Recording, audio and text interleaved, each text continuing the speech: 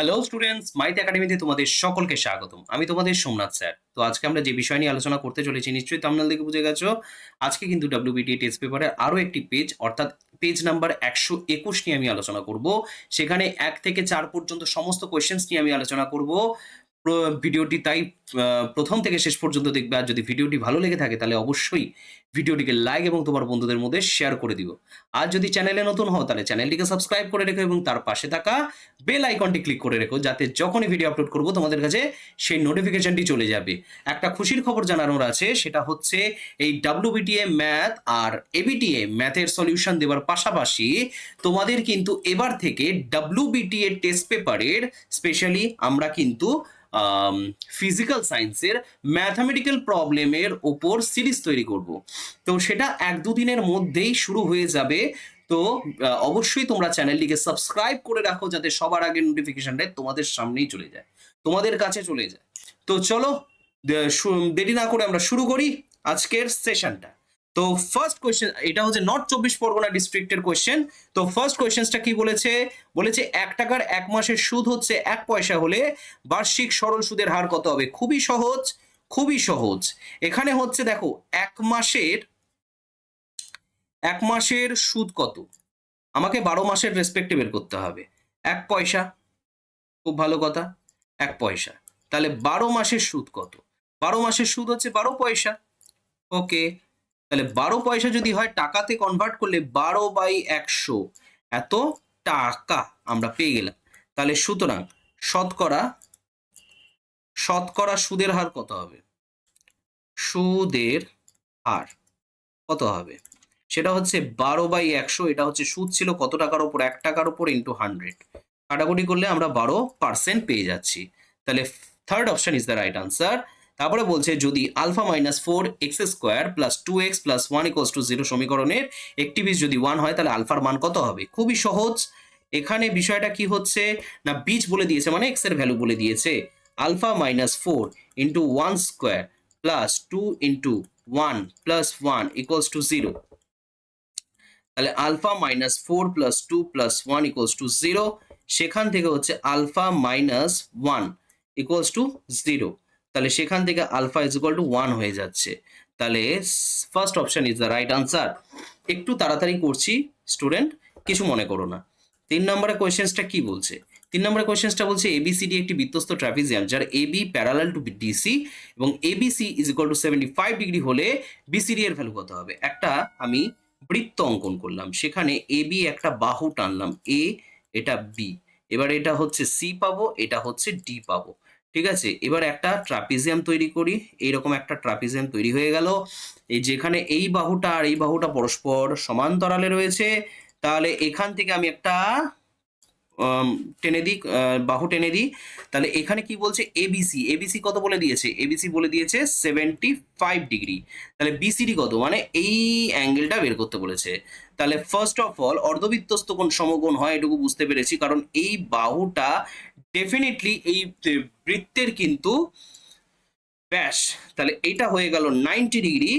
আর তাহলে এই অ্যাঙ্গেলটা কত হবে? এই অ্যাঙ্গেলটা বের করার জন্য আমাকে এই অ্যাঙ্গেলটা বের করতে হবে, বিকজ এই দুটো বাহু যদি প্যারালাল হয় তাহলে এই দুটো কোণ হচ্ছে পরস্পর একান্তর কোণ হয়। তাহলে এটা 90 ডিগ্রি। এই পার্টিকুলার ত্রিভুজের ক্ষেত্রে আমি যদি দেখি এটা 90 ডিগ্রি, এটা 75 ডিগ্রি, কত হলো? 165 ডিগ্রি হয়ে গেল। 165 প্লাস 15 ডিগ্রি যদি করি তাহলে কিন্তু আমরা 180 ডিগ্রি পেয়ে যাচ্ছি।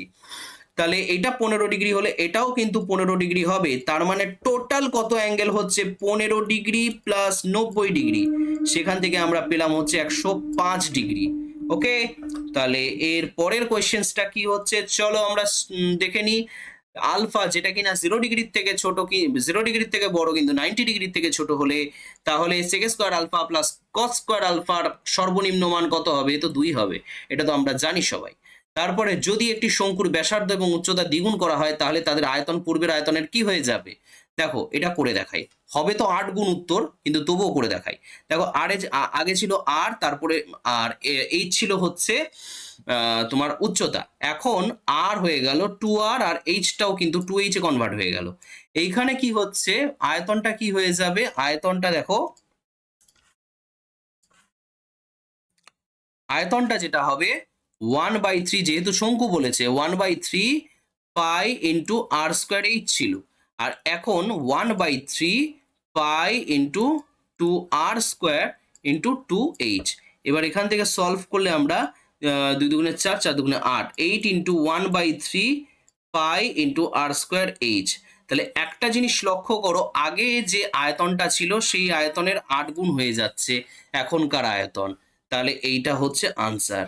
তারপরে কোয়েশ্চেনটা কি বলেছে, 15, 12, 16, 15, 12, এক্স 18, 16, 10 এই রাশিতত্ত্বের সংখ্যাগুরু মান হচ্ছে 12। দেখি তো 12 কটা আছে, 1 2। 15 কটা আছে, 1 2। না, তাহলে তো এক্স এর ভ্যালু তো 12 ডেফিনেটলি হতে হবে, নাহলে তো এটা সংখ্যাগুরু মান হতে পারবে না। তাহলে এক্স এর ভ্যালু যদি আমার 12 হয়ে যায়, তাহলে 12 প্লাস 2 ইজ ইকুয়াল টু কত, 14 হয়ে যাচ্ছে না? 14 হয়ে যাচ্ছে তো, বুঝতে পেরেছো? আশা করি বুঝতে পেরেছো।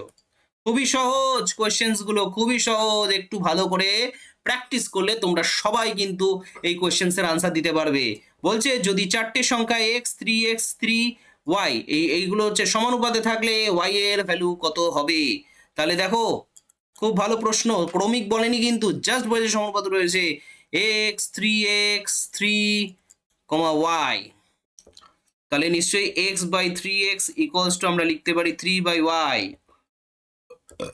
এখান থেকে y ইকুয়ালস টু কত পেলাম, 3 9। আচ্ছা, এ হচ্ছে 500 টাকা 9 মাসের জন্য, আর বি হচ্ছে 600 টাকা 5 মাসের জন্য ব্যবসা নিয়োজিত করলে লভ্যাংশের অনুপাত কত হবে? এরকম কোয়েশ্চেন্স কিন্তু আমরা আগের পেজটাতেও পেয়েছিলাম। 500 টাকা 9 মাসের জন্য, আর এদিকে 600 টাকা হচ্ছে 5 মাসের জন্য দিয়েছে। তাহলে 4500 হচ্ছে 5 ছক 30, ঠিক আছে, এটা পেলাম। তাহলে এটা 3:2 হয়ে গেল, ইজ দ্য রাইট আনসার, 3:2। তারপরে হচ্ছে ও কেন্দ্রীয় বৃত্তে এ বি এবং সিডি জ্যা দুটির দৈর্ঘ্য সমান, তাহলে A O B is equal to 60 degree হলে সি ও ডি কত হবে? এটা হবে 60 ডিগ্রি। তবু আমি তোমাদেরকে করে দেখাবো, তোমাদের আমি করে দেখাবো কিভাবে করতে হয়। দেখো, এইখানে একটা জ্যা এ বি জ্যা, এখানে একটা জ্যা সি ডি জ্যা, এইরকম এইরকম হবে কেসটা, ঠিক আছে? এটা ও হবে।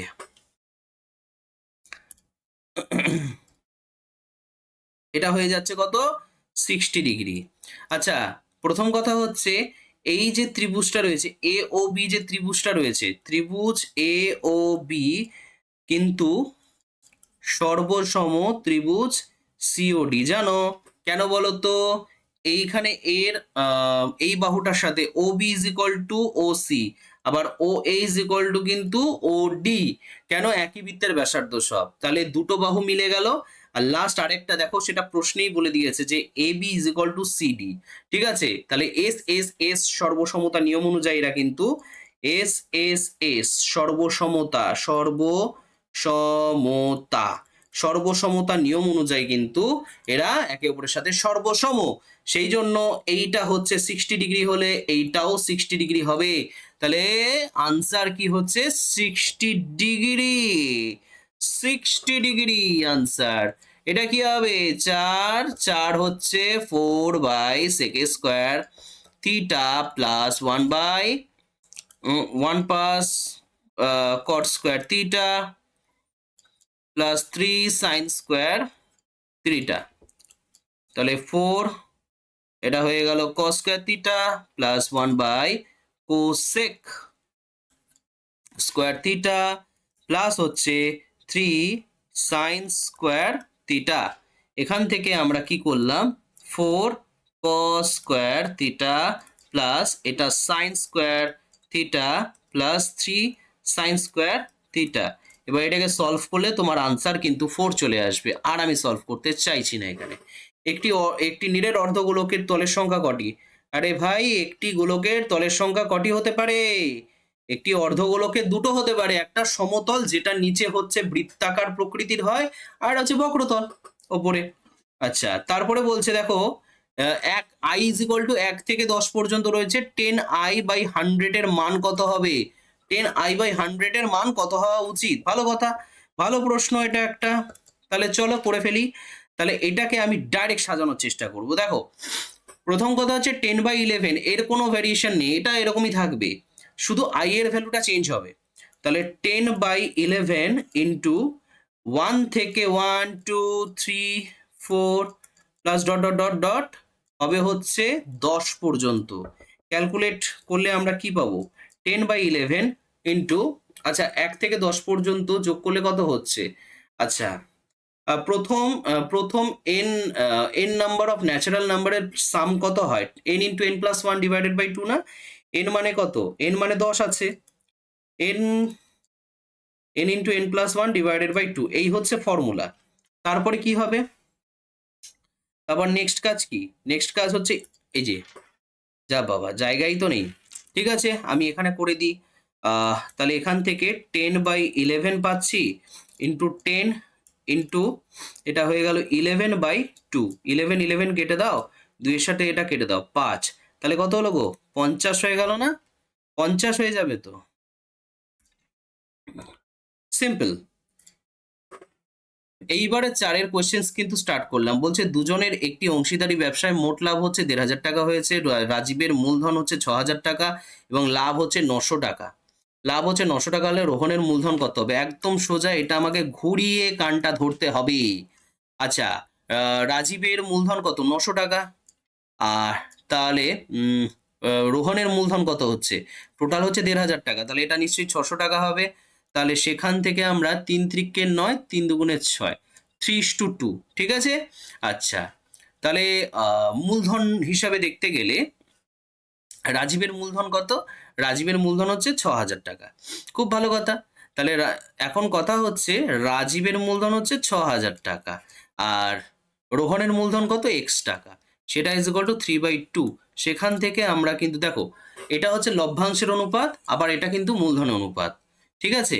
তাহলে x ইকুয়ালস টু কি হচ্ছে? 6,000 ইন্টু 2 ডিভাইডেড বাই 3, তাহলে 3 দিয়ে কাটো, 3 দুগুণে 6, তাহলে এখান থেকে পেলাম হচ্ছে 4,000 টাকা, হয়ে গেল 4,000 টাকা। তাহলে এর আনসার হচ্ছে 4,000 টাকা। ওকে, তারপরের কোয়েশ্চেন্সটা কি বলেছে? বার্ষিক নির্দিষ্ট শতকরা চক্রবৃদ্ধি হার সুদে কিছু টাকা n বছরে দ্বিগুণ হলে কত বছরে 4 গুণ হবে তা আমাকে হিসেব করতে হবে। তাহলে 2 নাম্বারটা হচ্ছে, দেখো আমি একটা ফর্মুলা শিখিয়েছিলাম, a/p মানে a1/p1 তার whole to the power 1/n1 equals to a2/p2 তার whole to the power 1/n2, এটাই তো ফর্মুলা শিখিয়েছিলাম। যদি একটা নির্দিষ্ট শতকরা চক্রবৃদ্ধি হার সুদ যদি হয়, তাহলে সেক্ষেত্রে যেখানে a1 মানে হচ্ছে, মানে এই p1 মূলধনের রেসপেক্টে যে অ্যামাউন্টটা আসছে, প্রথম কথা হচ্ছে n বছরে দ্বিগুণ হয়েছে, n বছরে দ্বিগুণ মানে এর যে অ্যামাউন্টটা সেটা 2p হয়ে গেছে যদি এখানে p মূলধন থাকে, তাহলে হোল টু দি পাওয়ার কত বছর? n বছরে, ভালো কথা। আচ্ছা, এবারে a2 মানে 4 গুণ হয়ে যাচ্ছে, 4p হয়ে যাচ্ছে, মূলধনটা কিন্তু আমার p থাকলো, তাহলে টু দি পাওয়ার 1/n2। আমার এই ফর্মুলাটা কাজে লাগাবে, নিমেষের মধ্যে অঙ্কটা শেষ হয়ে যাবে, অত সব কমপ্লিকেশন করতেই হবে না কোনোভাবে তোমাদের। 2 two the power 1/n is equal to হচ্ছে 4 টু দি পাওয়ার 1/n2, ঠিক আছে। 2 two the power 1/n equals to, এটা 2 টু দি পাওয়ার, তাহলে 2/n2 হয়ে গেল। দুপাশের সিমিলারিটি আমি খুঁজে পেলাম, তো সেখান থেকে 1/n ইকুয়ালস টু 2/n2, তাহলে সেখান থেকে n2 ইজ ইকুয়াল টু হচ্ছে 2 ইন্টু n, মানে ব্যাপারটা হচ্ছে আমি বুঝলাম যে 2n বছরে কিন্তু 4 গুণ হয়ে যাবে। তারপরের কোয়েশ্চেন্সটা কি আছে? 3 কোয়েশ্চেন্সটা দেখে নিই আমরা। বলছে ax² প্লাস bx প্লাস 35, এটা ইজ ইকুয়াল টু 0 হলে তাদের মূল বীজদ্বয় হচ্ছে একটা -5 একটা -7 হলে এ এবং বি এর মান কত হবে? এ এবং বি এর মান কত হবে? খুবই সহজ, খুবই সহজ। দেখো, একটা হচ্ছে, তুমি একটা জিনিস লক্ষ্য করতে পারো যে আলফা প্লাস বিটা, প্রথম কথা আমরা তো জানি যে দুটো বীজ আলফা অ্যান্ড বিটা হয়, তাই তো? এটাই তো জানি। তাহলে আলফা প্লাস বিটাটা বের করো, -b/a, তুমি দেখতেই পাচ্ছ তাই হচ্ছে। আরেকটা হচ্ছে alpha into beta is equal to কি হচ্ছে? c/a, মানে 35/a। ওকে, এখন কি করছো দেখো, দুটো বীজ -5 -7 পুট করে দাও না, তাহলেই তো হয়। এখানে আলফার জায়গায় -5 লাগাও আর বিটার জায়গায় -7 লাগাও, একই তো ব্যাপার। তাহলে -5 -7 এটা ইজ ইকুয়াল টু কি হলো, বি বাই এ হয়ে গেল। তাহলে সেখান থেকে আমরা -12 পেয়ে গেলাম is equal to B by A, মানে মাইনাস বি বাই এ পেয়ে গেলাম। মাইনাস মাইনাস কেটে দিলে তাহলে বি ইজ ইকুয়াল টু কি হচ্ছে, 12 ইন্টু এ হয়ে যাচ্ছে না। এবার এখান থেকে একটা কাজ করো, দেখো আলফা ইন্টু বিটা মানে -5 ইন্টু -7 কত হচ্ছে, 35, 5 7 35, তাহলে 35 বাই এ। তাহলে সেখান থেকে কেটে দাও, কেটে দিয়ে তাহলে আমরা যেটা দেখতে পেলাম এ ইজ ইকুয়াল টু হচ্ছে 1 পেয়ে গেলাম। তাহলে এ ইজ ইকুয়াল টু যদি 1 হয় তাহলে বি ইজ ইকুয়াল টু এখানে কত হবে, 12 হয়ে যাবে না। দেখো এই প্রসেসটা হচ্ছে সব থেকে শর্টেস্ট প্রসেস, তোমরা অ্যাপ্লাই করতেই পারো। তারপরে হচ্ছে তারপরের কোয়েশ্চেন্সটা কি বলছে, x square varies as y z, x square varies as y z. তারপর তারপরে কি বলেছে, তারপর বলছে y square varies as x z, y square varies as z x, z x. তারপরটা কি বলছে, তারপরটা বলছে Z square varies as x y, z square varies as x y. ঠিক আছে, তাহলে এখান থেকে x square equals to k 1 into y z. আচ্ছা, তারপরে বলছে y square equals to k 2 into Z x.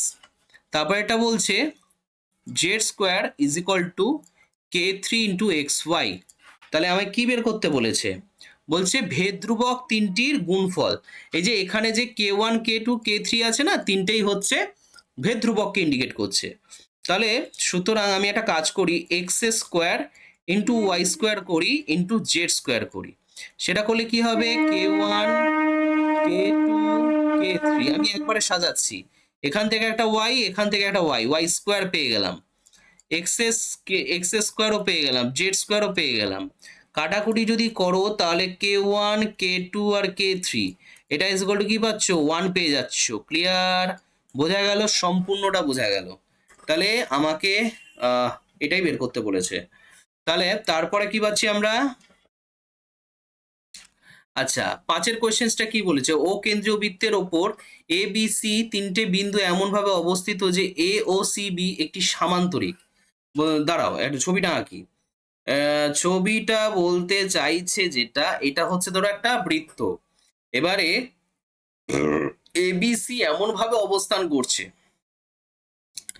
ABC এমন ভাবে অবস্থান করছে, ধরো এ এখানে রয়েছে, বিটা ধরো এখানে রয়েছে, হ্যাঁ বিটা ধরো এখানে রয়েছে। ও কেন্দ্রীয় বৃত্ত কিন্তু মানে ওটা কিন্তু এরকম জায়গায় থাকবে, ও হচ্ছে এরকম জায়গায়।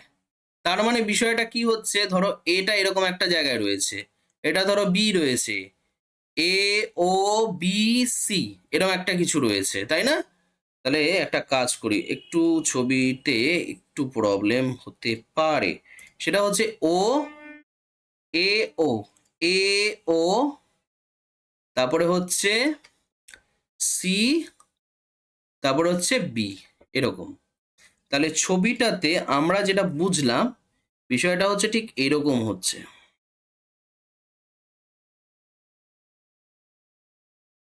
এরকম একটা স্ট্রাকচার তৈরি হচ্ছে। তাহলে একটা সামান্তরিক, তাহলে এ ও সি কত, এ ও সি মানে এই অ্যাঙ্গেলটা কত হবে, এই অ্যাঙ্গেলটা কত হবে, খুবই ভালো একটা প্রশ্ন, এই অ্যাঙ্গেলটা কত হবে। দেখো এই অ্যাঙ্গেলটা সেটাই হবে যেটা হচ্ছে তোমার এই অ্যাঙ্গেলটা হবে, আবার এই অ্যাঙ্গেলটা সেটাই হবে যেটা এই অ্যাঙ্গেল করবে। ঠিক আছে, আচ্ছা তা এ ও সি এর মান কত হবে, ভালো করে বুঝবে ভালো করে। এবার আমি তো একটা সামান্তরিক পেয়ে গেলাম যে এই একটা বাহু এই একটা বাহু পরস্পর সমান্তরাল, ভালো কথা।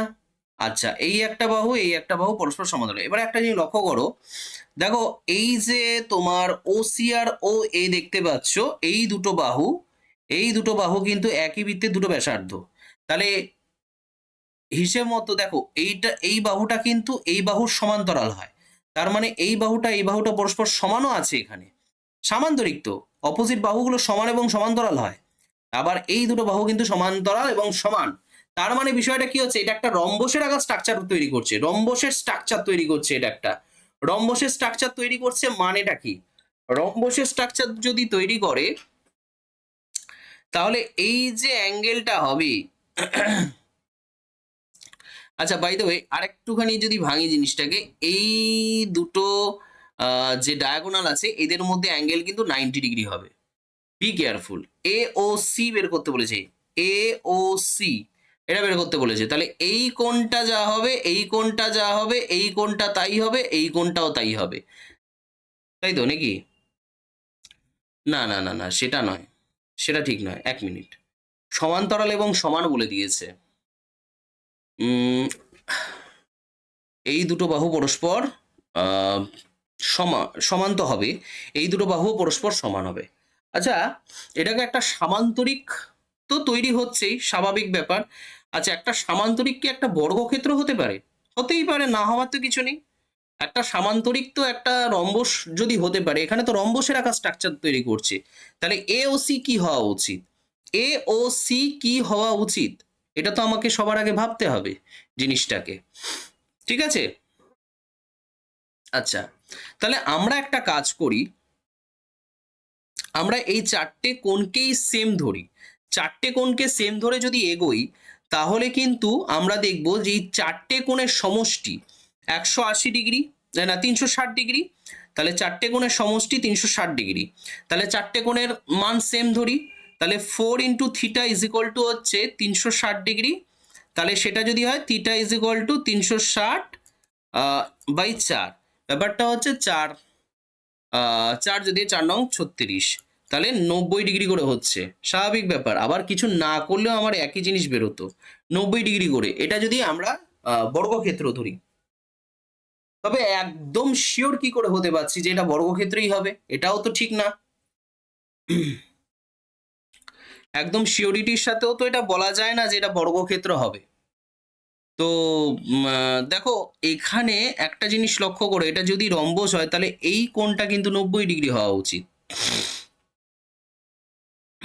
এই কোণটা 90 ডিগ্রি হওয়া উচিত। আচ্ছা, তাহলে এই কোণটা যদি 90 ডিগ্রি হয়, তাহলে দেখো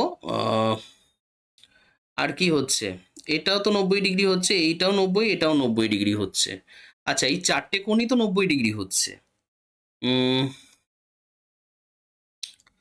আচ্ছা, একটা জিনিস লক্ষ্য করো, এই দুটো বাহু যেহেতু পরস্পর সমান, তারা কিন্তু সমান কোণ উৎপন্ন করে, এখানে সমান কোণ উৎপন্ন করবে, তাই না? আচ্ছা, সমান কোণ উৎপন্ন করবে, এইটা ঠিক হলো না ব্যাপারটা। এটা কিন্তু বিষয়টা একটুখানি বোঝার আছে, জানো তো। বোঝার কি, আমি একটু বলি জায়গাটা। সেখানটা দেখো, এই যে বাহুটা আর এই যে বাহুটা পরস্পর সমান, তারা সেম কোণ উৎপন্ন করবে, এখানে সেম কোণ উৎপন্ন করবে। আচ্ছা, আবার এই বাহুটাও কিন্তু পরস্পর সমান, এই যে বাহুটা, এই বাহুটাও কিন্তু এদের সাথে সমান হবে। কেন? কারণ এইটা দেখো, এই কেন্দ্র থেকে এই পর্যন্ত দূরত্বটাকেও কিন্তু আমরা ব্যাসার্ধ ধরছি। তাহলে এই তিনটে কোণ তার মানে সমান হয়ে গেল, প্রত্যেকটা 60 ডিগ্রি করে। তাহলে এটা 60 ডিগ্রি, এটাও 60 ডিগ্রি হবে। টোটাল তোমার আনসার যেটা আসবে, এ পাশেরটা 60 ডিগ্রি, আবার এ পাশেরটাও 60 ডিগ্রি। তাহলে এই দুটো কোণ মিলে হয় হচ্ছে, এই দুটো কোণ মিলে হবে হচ্ছে 120 ডিগ্রি। ওকে, এটাই হচ্ছে রাইট আনসার। অর্থাৎ অ্যাঙ্গেল এ ও সি কিন্তু 120 ডিগ্রি। আমার চোখে পড়েনি বিষয়টা, যাই হোক। এবার বলছে দুটি এক কেন্দ্রীয় বৃত্তের বৃহত্তরটির এ বি এবং এ সি দ্বয় অন্য বৃত্তটিকে যথাক্রমে পি এবং কিউ বিন্দুতে স্পর্শ করলে প্রমাণ করো পিও হাফ অফ বিসি। এটা হচ্ছে একটা প্রয়োগের অঙ্ক। তো সেক্ষেত্রে প্রয়োগের অঙ্কটা আমি আর করছি না, প্রয়োগ উপপাদ্য নিয়ে আমরা পরে একদিন বসবো। তো এর পরের কোয়েশ্চেনটা কি বলেছে, ত্রিভুজ এবিসি এবং ত্রিভুজ ডিইএফ সদৃশ, এরকম একটা কোয়েশ্চেন আগের দিনও পেয়েছিলাম আমরা। বিসি এবং ইএফ, বিসি এবং এখানে কোশ্চেনটা দিয়েছে, এবিসি এবং ডিইএফ সদৃশ্য এবং বিসি এবং ইএফ অনুরূপ বাহু। ত্রিভুজ এবিসি এবং ত্রিভুজ ডিইএফ এর পরিসীমা বলে দিয়েছে দুটো। তাহলে ত্রিভুজ এবিসি এর পরিসীমা, পরিসীমা ডিভাইডেড বাই ত্রিভুজ ডিইএফ এর পরিসীমা, পরিসীমা এটা একটা সিমিলারিটি রয়েছে, এটার যে বিসি বাহু আর এটার হচ্ছে ইএফ বাহু। ঠিক আছে, এই হচ্ছে ব্যাপার। এটা কত নম্বরের কোয়েশ্চেন? 7 নম্বরের প্রশ্ন। আহ কি ভালো যে ঠান্ডা লেগেছে, কি বলবো তোমাদের। আচ্ছা, এটা হচ্ছে 36 হয়ে গেল, এটা হচ্ছে 18 হয়ে গেল। এটা বিসি ইজ ইকুয়াল টু 9 বলে দিয়েছে, তাহলে এটা কি হবে? ইএফ ইজ ইকুয়াল টু কি হওয়া উচিত? আচ্ছা, ব্রেক করে দাও, এটা 36, 18 দুগুণে 36। তাহলে এখানে হচ্ছে ইএফ ইজ ইকুয়াল টু কি হওয়া উচিত? 9/2, সেখান থেকে 4.5, তাহলে 4.5 সেন্টিমিটার হওয়া উচিত। তারপরের কোয়েশ্চেন্সটা কি বলেছে? আটের কোয়েশ্চেন্সটা বলছে যে sign 3a plus cos 2b, এটা ইজ ইকুয়াল টু 2 বলে দিয়েছে। তাহলে এইটার ভ্যালু কি হবে? আচ্ছা, তোমরা খুব ভালো করে জানো, যেহেতু সূক্ষ্মকোণ নিয়ে তোমরা আলোচনা করছো, তাই এই দুটো সাইন আর কসের মান সবসময় হচ্ছে -1 থেকে +1 এর মধ্যে থাকে। তো চেষ্টা করতে হবে তাহলে ম্যাক্সিমাম ভ্যালুটাকে ইউজ করা এখানে, যেহেতু এটা 1 আছে, মানে 2 আছে, 2 কে 1+1 হিসেবে ইউজ করে। তো এটা কাজ করো, প্রথমে sign 3a is equal two 1 করো, আর এক পাশে হচ্ছে cos 2b ইকুয়ালস টু 1 করো। তাহলে এখান থেকে sine 90 degree is equal to এটা, তাহলে 3a ইজ ইকুয়াল টু কি হবে? 90 ডিগ্রি হয়ে যাচ্ছে। তাহলে সেখান থেকে a ইজ ইকুয়াল টু কত? 30 ডিগ্রি হবে। Yes or no? 30 ডিগ্রি হবে। আচ্ছা, তারপরে হচ্ছে cos 2b। cos 2b মানে কি? cos 2b মানে হচ্ছে এটা হচ্ছে cos 0 ডিগ্রি। cos 0 ডিগ্রির ভ্যালু হচ্ছে 1। তাহলে 2b ইজ ইকুয়াল টু হচ্ছে 0 ডিগ্রি, সেখান থেকে b is equal two 0 degree হয়ে গেল। তাহলে এখন কথা হচ্ছে তোমায় কি বের করতে বলেছে? cos 2a plus sin 3b equal to কি হওয়া উচিত? cos 2 ইন্টু a মানে হচ্ছে 30 ডিগ্রি, আর প্লাস সাইন 3b মানে হচ্ছে এটা 0 ডিগ্রি হয়ে যাচ্ছে। তাহলে cos 2b cos 2a মানে হচ্ছে cos 60 ডিগ্রি, প্লাস হচ্ছে সাইন 0 ভ্যালু হচ্ছে 0 হয়, আর cos 60 ডিগ্রির ভ্যালু হচ্ছে 1/2 হবে। তাহলে আনসার হচ্ছে 1/2। 9 এর কোয়েশ্চেনটা কি বলেছে? 9 এর কোয়েশ্চেনটা বলছে, কোথায় গেল? 9 এর কোয়েশ্চেনটা বলছে একটি বৃত্তের ব্যাসার্ধের দৈর্ঘ্য বলে দিয়েছে 14 সেন্টিমিটার।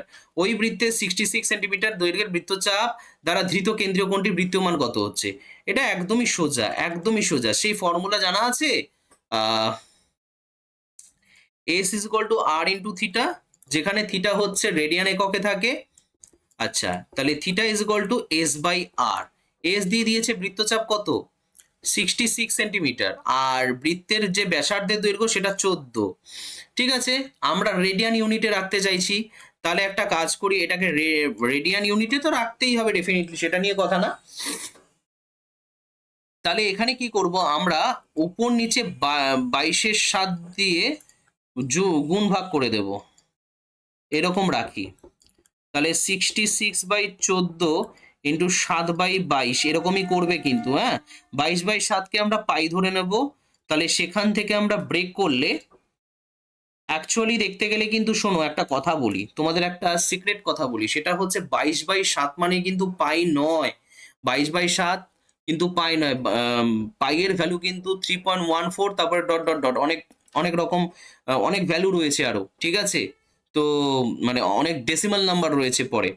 তো সেক্ষেত্রে 22/7 মানে এক্স্যাক্টলি কিন্তু এটা নয়। যাই হোক, আমি পরে সেটা নিয়ে আলোচনা করব, পাই এর ভ্যালু নিয়ে।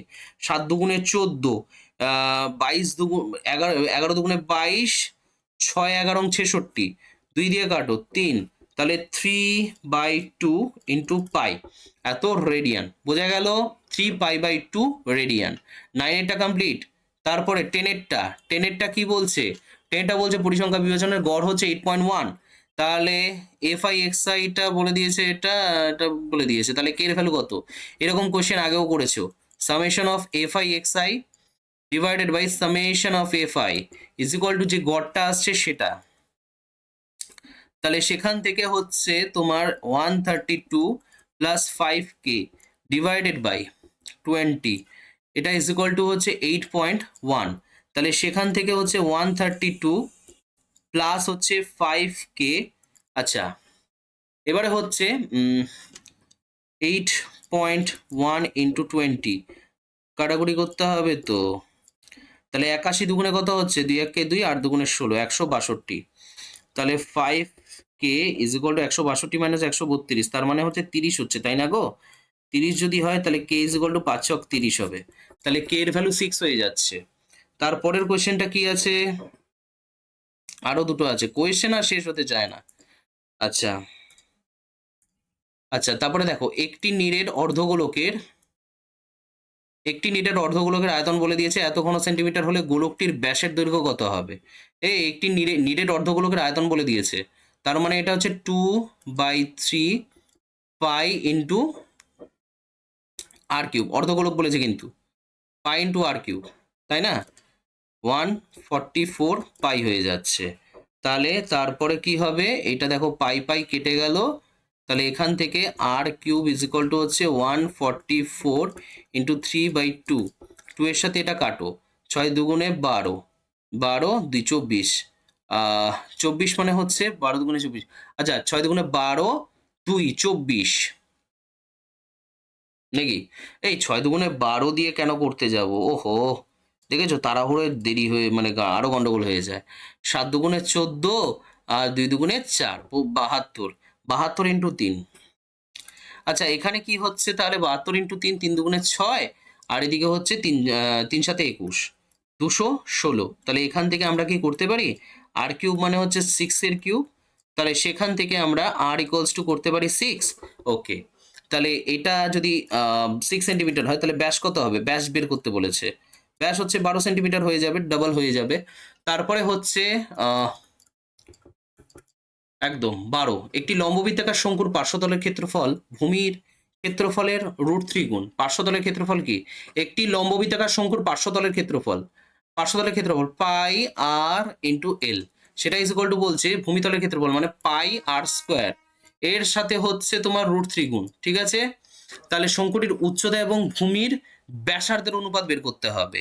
তাহলে আমরা খুব ভালো করে জানি পাই ইন্টু আর ইন্টু এল মানে কি, √অফ H square plus R square, এটাই তো জানি। তাহলে পাই আর স্কোয়ার ইন্টু √3। ঠিক আছে, পাই পাই কেটে দাও, এখান থেকে একটা আর এর সাথে কেটে দাও, তাহলে √অফ H square plus R square is equal to হচ্ছে √3 into R. Both side square যদি করে দাও, এই বোথ সাইড স্কোয়ারিং করে দাও দেখিনি, তাহলে কি পাচ্ছ, এটা H square plus R square পেয়ে যাচ্ছ, আর এদিকে হচ্ছে 3r² পেয়ে যাচ্ছ। তাহলে এক পাশে আর কে নিয়ে যাও, H square is equal two এদিকে 2r² হয়ে যাচ্ছে।